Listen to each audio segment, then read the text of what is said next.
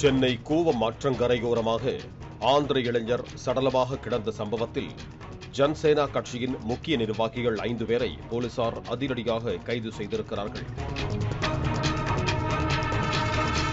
கடந்த 8ஆம் தேதியன்று சென்னை கூவம் 6 4வது நுழைவு வாயில் எம்எஸ் நகர் வீட்டு வசதி வாரிய குடியிருப்பு பின்புறத்தில் இளைஞர் ஒருவர் சடலமாக கிடப்பதாக 7 கிணறு போலீசாருக்கு தகவல் கிடைத்தது.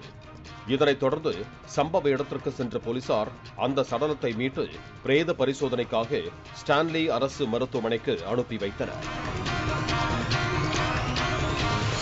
உடலில் காயங்கள் இருந்ததால் அவர் கொலை செய்யப்பட்டிருக்கலாம் என்ற சந்தேகத்தின் அடிப்படையில் சிசிடிவி காட்சிகளை வைத்து போலீசார் விசாரணையை துவக்கினர். அதன் அடிப்படையில் ஆந்திரா துணை முதலமைச்சரும் ஜன்சேனா கட்சியின் தலைவருமான பவன் கல்யாணின் ஆதரவாளரும் காளஹஸ்திரி ஜன்சேனா கட்சி பொறுப்பாளருமான வினுதா கோட்டா, அவரது கணவர் சந்திரபாபு, சிவகுமார், கோபி, தாசர் ஆகிய 5 பேரை 7 கிணறு போலீசார் கைது செய்து விசாரணை நடத்தினர். கைதானவர்கள் அனைவரும் ஆந்திராவில் அரசியல் மற்றும் செல்வாக்கு மிக்க குடும்பத்தைச் சேர்ந்தவர்கள் என்பது தெரியவந்துள்ளது. விசாரணையில் இறந்த நபர் திருப்பதியை சேர்ந்த 22 வயதான ஸ்ரீனிவாசலி என்கிற ராயுடு என்பது தெரியவந்தது. உயிரிழந்த ஸ்ரீனிவாசலி தனது 15வது வயதிலிருந்து காளஹஸ்திரி ஜன்சேனா கட்சி பொறுப்பாளர் வினுதா கோட்டாவின் வீட்டில் வேலை பார்த்து வந்துள்ளார். இந்த நிலையில் ஸ்ரீனிவாசலி வினுதா கோட்டாவுக்கு எதிரானவர்களிடம் பணத்தை வாங்கிக் கொண்டு அவர்களுக்கு துரோகம் இழைத்ததாக கூறப்படுகிறது.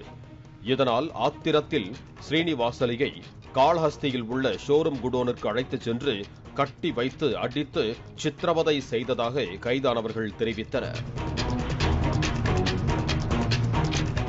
அதே நேரத்தில் தாங்கள் சித்திரவதை மட்டுமே செய்ததாகவும் அந்த சித்திரவதையை தாங்க முடியாமல் ஸ்ரீனிவாசலி அங்கிருந்த கயிற்றால் கழுத்தை இறுக்கிக் கொண்டு தானே அவன் உயிரை மாய்த்துக் கொண்டதாகவும் கைதானவர்கள் கூறியுள்ளதாக போலீசார் தரப்பில் சொல்லப்படுகிறது. மேலும் சடலத்தை மறைக்க காளஹஸ்தியில் இருந்து உடலை பேக் செய்து 7 கிணறு பேசின் பாலம் கூவம் அருகே வீசிவிட்டு சென்றதாகவும் கைதானவர்கள் வாக்குமூலம் அளித்ததாக போலீசார் தெரிவித்தனர். ஸ்ரீனிவாசலியை தாங்கள் கொலை செய்யவில்லை, அடைத்து வைத்து சித்திரவதை மட்டுமே செய்தோம், அது தொடர்பான சிசிடிவி ஆதாரங்களும் ஷோரூமில் இருப்பதாக கைதானவர்கள் போலீசாரிடம் தெரிவித்திருக்கிறார்கள். இதனைத் தொடர்ந்து 7 கிணறு போலீசார் காளஹஸ்திக்கு சென்று ஆய்வு செய்து வருகிறார்கள். மேலும் நடந்தது கொலையா, சித்திரவதை தாங்காமல் உயிரை மாய்த்துக் கொண்டாரா என்பது குறித்து தொடர் விசாரணை நடைபெற்று வருவதாகவும் போலீசார் தெரிவித்திருக்கிறார்கள். பாலிமர் செய்திகளுக்காக செய்தியாளர் கதிரவன்.